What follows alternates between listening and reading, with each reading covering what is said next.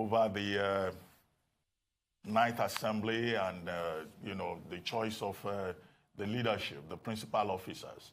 And the APC is saying that the PDP has no business eyeing the principal positions in the National Assembly. Both Lanre Saunilu and the chairman of the party have made this very clear. They say that they won, Nigerians voted for them, and what they are interested in is a winner-takes-all proposition to prevent what happened in 2015. What's your take on this? Yeah, Dr. Ruben, good morning. Good morning. My take on this is that the chairman of APC must clearly understand that he's a legislative virgin. He is an honorary, he's claiming to be an honorary senator because you cannot elect a Senate president outside the chambers of the Senate of the Federal Republic of Nigeria.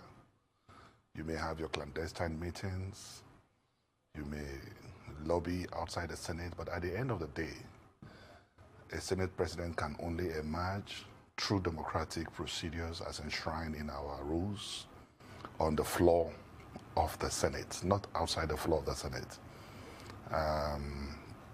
Adams Oshiomhole must recognize that the operations of the Senate is different from we no go agree, we no go agree. They are two different issues, and they have already laid down procedures and guidelines to electing a Senate president. And we will stick by those rules. And the Senate president will emerge on the floor of the Senate, not as Senate president of the APC or the Senate president of the PDP, but the Senate president of the Federal Republic of Nigeria.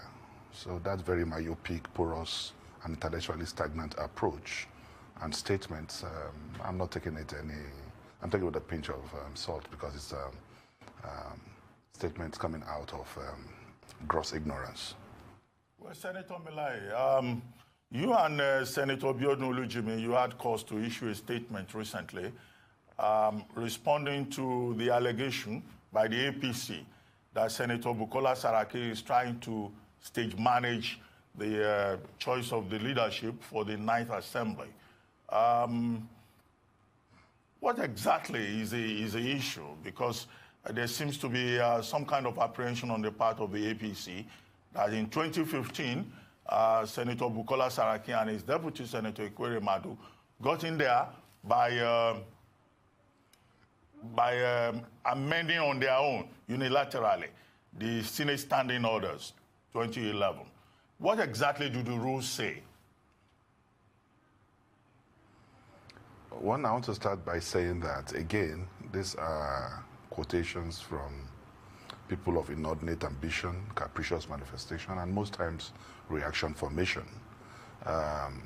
For those who really understand the workings of the National Assembly, and specifically the Senate, they will not attribute the false allegation they are brewing against the person of Senator Olubukola Saraki. Saraki is not holding any clandestine meetings, but it will be foolhardy for anyone to think that as a senator of the Federal Republic of Nigeria, you will not be concerned about what is happening. But for all those allegations of meetings, holdings, there's nothing like that. And I will rather advise, like we stipulated in our press briefing, that they allow the man concentrate in the 2 more months we have to wrap up the 8 Senates. There's still a lot to be done. They should allow him to concentrate and carry out his legislative responsibilities. So I don't know why they are afraid of his shadows. I don't know why they are agitated. I don't know why they are concerned. And the issue of the Senate president can only be done on the floor of the Senate. So why are you afraid of a man that you have so traumatized, you have so humiliated? And why do you think you still have some capacity to truncate your agenda? So I think they should get out of their high fever. And our conclusion is that those trying to malign the president character of the president of the Senate should desist from doing that, because the man is concentrating on rounding up his term with the Senate. And there's been a lot of very cynical talks by even the president, the chairman of the APC before now, even concerning the position and person of Bukola Saraki. At the end of the day, you all know that those are beer parlor discussions that hold no water. Bukola Saraki is still the president of the Nigerian Senate, and he will be till the end of his term, despite all the rantings, all the accusations and orchestrations of the APC. So we're not perturbed at all. We are focused as a party.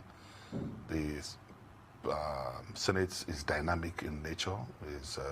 1 + 1 is not always 2 when it comes to politics, especially legislative politics. For those who know, I would just say that it's dynamic, and miracles do happen.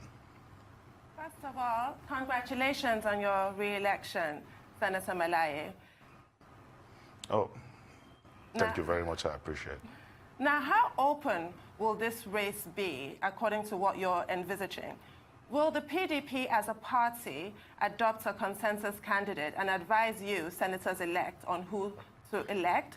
Or will you conduct a straw poll, like the APC did in 2015, to assess each candidate's popularity or acceptability to the other senators-elect? And is there going to be a zoning formula applied by the PDP? If so, what?